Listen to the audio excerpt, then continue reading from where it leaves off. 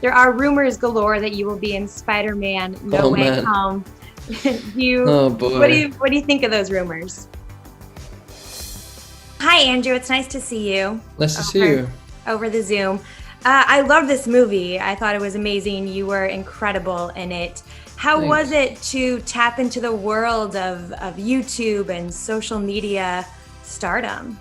It was fun. It was really, really fun. So Gia, the director, Gia Coppola, and writer-director, is a close friend of mine, and she's been wanting to tell this story for a lot of years. And there's a scene in the film where Maya Hawke's character vomits out a bunch of emojis into a sink, and it feels like that's what this film is for Gia. Like, she just needed to kind of get it out of her system. Thanks for checking out this video. My little niece worships these guys who do and say nothing.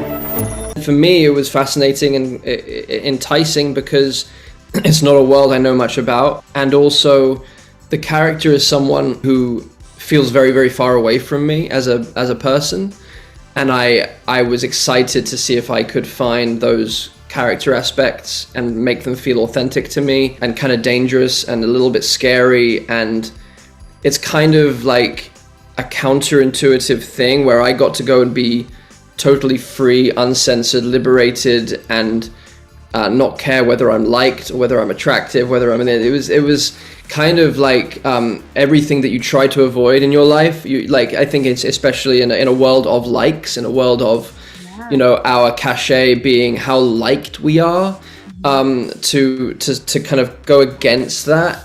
It felt kind of exciting and liberating and experimental, and there was no pressure on it because it's an independent film, so there wasn't a big pressure to be to be this kind of like likable hero, which is what I usually get cast as. For the most part, it was really just incredibly liberating to explore that. You did get to dress up in all sorts of fun outfits, makeup, hairstyles. We know that you love yourself some RuPaul's Drag Race. You guest judged on the UK version. Do you feel like your love of that show and that world helped you in any way prepare for this? That's funny. I hadn't thought about that. It's possible. I mean, yeah, I do love that show.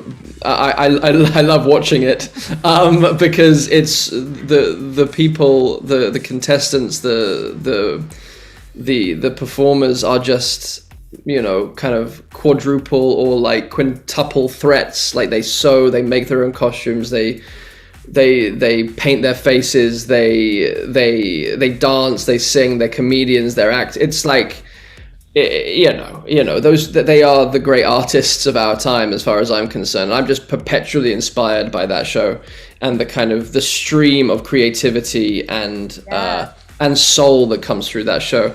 I would never ever compare myself to a great drag queen, but I definitely felt like it was a liberated thing to play this character because it's so not my rhythm or my style, like who I am as a human. So it felt like I was a 6-year-old or a 7-year-old again, and I was just playing, and I wasn't thinking about how it looked or the result, or it was just totally free and kind of pure ego, creativity, not really caring about how it turns out, just throwing stuff at the wall. This is just feeling so right. We're about to go stratospheric.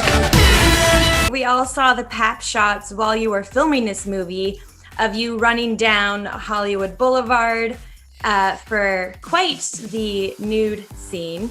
How was it to shoot that scene? Was that scary for you, or was it fun? It was both, because it's not, if it's not risky and dangerous, then the more risky and dangerous, the more enjoyable and the more release of adrenaline and the more kind of it's that you only live once thing. It was Gia's favorite scene to shoot, and she had tears in her eyes after the first take, but not because she was laughing so hard, but because she was like emotional about how like it was her most favorite thing that she's ever shot.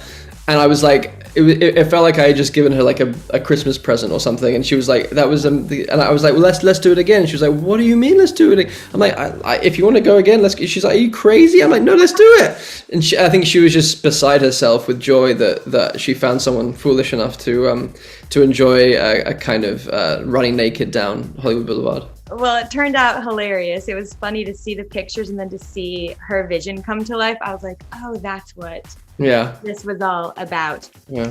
I am running out of time, so there are rumors galore that you will be in Spider-Man No Way Home. Oh boy. What do you think of those rumors? Again, like I feel like I'm in a game of werewolf, and I'm just saying I'm not the werewolf. I am not the werewolf. I promise you guys, I'm not the werewolf. So yeah, I mean, listen, what people are talking about is a really cool idea, and again, I haven't received a phone call, but you know, is revisiting the role of Peter Parker something that you would ever be interested in? It's weird. It's not something I've really thought about because I really I closed the book on it for myself, and I haven't had need to think about it, so it's not something that I've really considered. So yeah, that's my honest answer. Okay, that's fair. And then lastly, do you feel like this movie, in a way, sums up the reason why you are not on social media? No, I don't think so. I think it's a reason. I think it's I think that there is a, you know, what's fascinating to me is in our culture why we're so susceptible to giving platforms to people that maybe don't have that maybe aren't the people we deep down want to follow, or that we deep down want to kind of hold as our ethical center.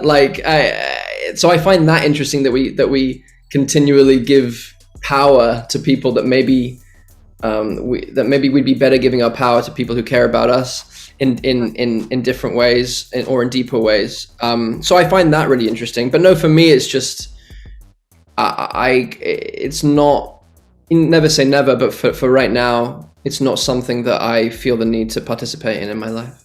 Okay, well, maybe one day we'll look out for your Instagram. Yeah, I will let you know.